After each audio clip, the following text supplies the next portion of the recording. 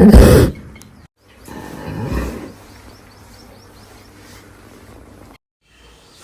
दोस्तों, मैं डॉक्टर राजकुमार मध्य प्रदेश से आपका बहुत बहुत स्वागत करता हूं। और ये देखिए, आज हम एक बेहतरीन केस को देखने वाले हैं। ये जो गाय है ये कोमा में जा चुकी है और यहां से इसकी लगभग संभावना है कि यह नहीं बच पाएगी, कोमा से बाहर ही नहीं आ पाएगी। तो आज पूरे वीडियो में हम यही चर्चा करने वाले हैं कि क्या क्या इसको दवाई दी गई, किस किस तरह से इसको डायग्नोज किया गया और किस तरह से इसको कोमा से बाहर लाया गया, फिर आगे जाके ये बच पाई नहीं बच पाई, सारे विषयों पर चर्चा आज होने वाली है। तो सबसे पहले तो आप ये गाय देखिए, ये जो गौ माता है ये कोमा में आ चुकी है और पूरी तरह से लेट चुकी है। ये देखिए, कहीं कोई मूवमेंट इसके शरीर में नहीं बचा है और ऐसा लग रहा है कि यहां ये कोमा से ही बाहर नहीं आ पाएगी। ये देखिए, ये देखिए, ये देखिए, पूरी तरह से ये जो गाय है ये लेट चुकी है, एक भी रिफ्लेक्स नहीं है। और ये देखिए, इसके पैर उठाकर हमने जब देखा तो ये वजन ही नहीं ले पाती है, अपने पैर को स्थिर ही नहीं रख पा रही थी। और ये देखिए, इसको सुबह रोटी खिलाई गई थी जो भी फंस गई थी इसके गले में। ये देखिए, फिर बाद में तत्काल हमारे द्वारा इसको निर्णय लिया गया कि बोतलें चढ़ाई जाए। ऐसे केस में फ्लूइड चढ़ाना बड़ा कारगर होता है।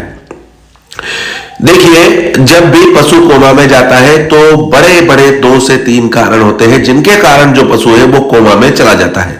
सबसे पहली चीज होती है कैल्शियम की कमी के कारण, लेकिन उसमें पेट फूलता है और जो पशु है वो बैठता है, सबसे पहले अपनी गर्दन अपने पेट पे रखता है, लेकिन इस पशु में ऐसा नहीं हुआ।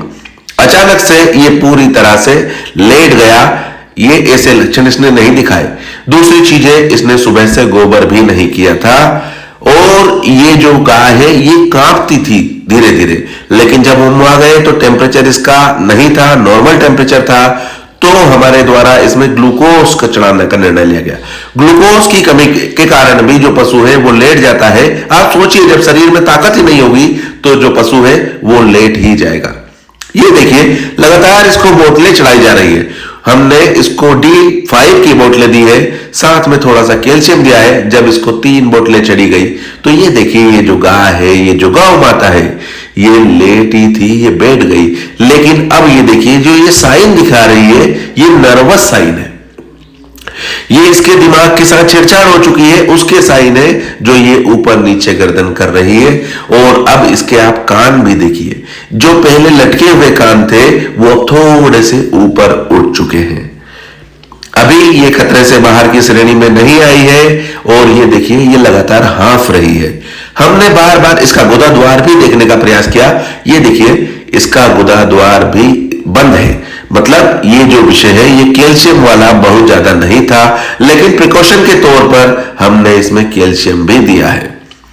हमने इसको D25 में लगभग 70 ml कैल्शियम इसमें चढ़ाया गया है आईवी रूट से इसको।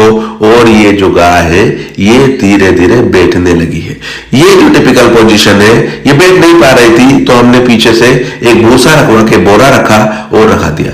साथ में इस गाय है, इसमें हमने बोतल में डाला है विटामिन B1, B6, B12 और साथ में एक बोतल में डाला है फास्फोरस। ये 3 दवाई हमारे द्वारा इसमें दी गई है, calcium, vitamin B1, B6, B12 और फास्फोरस। और ये जो पशु था, ये जो गाय थी, ये जो गौ माता थी, ये जो पूरी लेट चुकी थी, ये अब बैठने की कगार पर आ चुकी है। इस केस में समय बड़ा महत्वपूर्ण होता है। इस केस में हम वहां पर लगभग 3.5 से 4 घंटे रहे हैं। ये देखिए, बार बार इसका गुदा द्वार भी देखा जा रहा है, ये बिल्कुल नॉर्मल है। गोबर इसने नहीं किया था, बाथरूम भी इसने नहीं की थी, तो इसका मतलब होता है कि डिहाइड्रेशन का भी केस था। इसके जो शरीर है इसमें पानी की भी कमी थी, तभी तो वो बाथरूम नहीं कर पा रही थी। गोबर नहीं कारण भी एक कारण होता है डिहाइड्रेशन का। और जब ये बाद में गोबर इसने किया है तब हम उसकी स्थिति भी देखेंगे कि क्या वो नॉर्मल था या थोड़ा कड़क था, वो भी हमें डिहाइड्रेशन के बारे में दिखाएगा। ये देखिए, लगभग 2.5 घंटे बाद की स्थिति है। जो गाय है उसके सामने पानी रखा गया, उसने जैसे ही मुंह लगाया, उसके मुंह में जो रोटियां रखी थी जो वो खा ही नहीं पाई थी वो बाहर आ गई। गुदा द्वार बार बार देखा जा रहा था, समय का इंतजार किया जा रहा था। इस केस में सबसे महत्वपूर्ण भूमिका होती है समय की। लगभग 5 घंटे हम वहां इस केस के पास रहे। धीरे धीरे बोतल चढ़ाई जाती है। देखा जाता है कि बोतल चढ़ाते चढ़ाते कहीं पशु डिस्कंफर्ट तो नहीं हो रहा है, कहीं परेशानी तो उसको नहीं हो रही है। अगर थोड़ी सी भी सीवरिंग मतलब कपकपी दिखने लगे तो तत्काल बोतल को रोका जाता है। आधे घंटे 1 घंटे इंतजार किया जाता है, फिर वापस चढ़ाई जाती है। ये प्रक्रिया रहती है और इसमें जो बोतल है वो बहुत धीरे धीरे चढ़ाना चाहिए।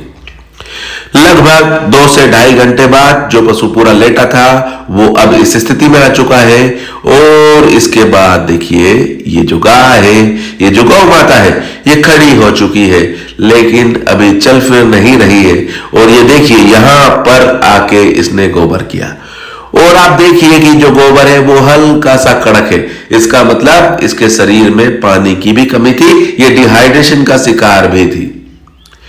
तब जाके इसको जब दी गई है तो इसने गोबर किया है। इसके थोड़ी देर बाद इसने बाथरूम भी की है। और ये जो गाय है ये खड़ी हो चुकी है। अभी कोमा से बाहर आने की संभावना लग रही है, लेकिन अभी चल नहीं पा रही है, एक जगह स्थिर है। फिर शाम को इस हालत में इसको छोड़ दिया गया है और सुबह तक का इंतजार किया गया है कि सुबह जो होगा वो देखा जाएगा।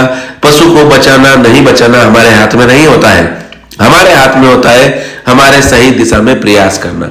ये देखिए जब शाम को फिर वापस से हमने इसको 2 बोतलें चढ़ाई और सुबह तक के लिए अब इस केस को छोड़ दिया जाएगा। जब अगले दिन सुबह हम वहां गए तो ये देखिए जो गाय है ये चलने लगी है। ये कोमा से पूर्णतः बाहर आ चुकी है, लेकिन अभी खतरे से बाहर नहीं आई है। अगले 1-2 दिन इस पर निगरानी रखी जाएगी, इसको दवाइयां लगाई जाएगी। आने वाले समय में जो परिणाम होगा वो हमें नहीं पता है।